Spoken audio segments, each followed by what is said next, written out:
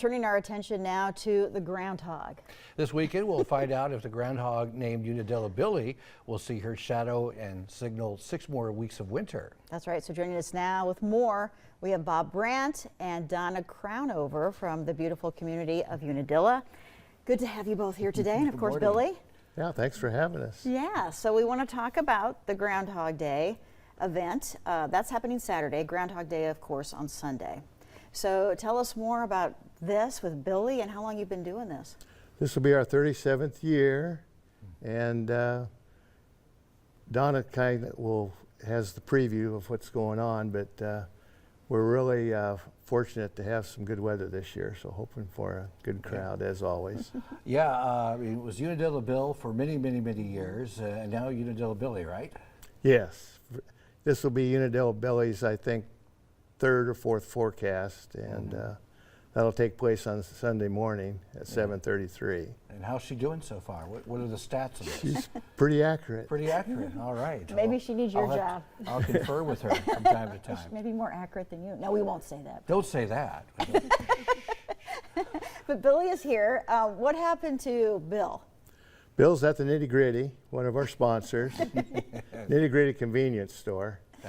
And he's there if you want to take pictures. It's right along Highway 2. It's the middle exit, not the east or the west, but the middle exit to Unadilla, right off Highway 2.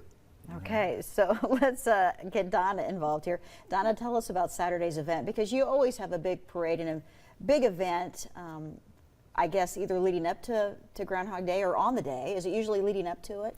Just depends on where Groundhog Day falls. Sometimes it's the Saturday after. It's always the first Saturday in February. So it just kind of depends on how things fall on the calendar this year. It will actually precede Billy's prediction on Sunday. Yeah, last year's leap year had it skip right from Friday to Sunday, so you didn't actually get it on Saturday exactly. this time. We missed that opportunity. But yeah, so always the first Saturday in February. Tons of activities going on throughout the day. Our community center opens up at 9 o'clock, over 20 vendors up there. There's food. We have our library open during that time, veterans and history rooms up in the community center. Also downtown then, where the parade will run through. So get there early, get parked downtown, get your spot there. Come into the Duncan building downtown. You have an opportunity to vote for the King and Queen candidates down there. We also have the Boy Scouts selling food, and that's where we have our Spam and our soup contests throughout the day. There's also live music later in the afternoon down in the Duncan building. The Sound Hogs. The Sound Hogs will be performing in the afternoon. Like that, yeah. Absolutely.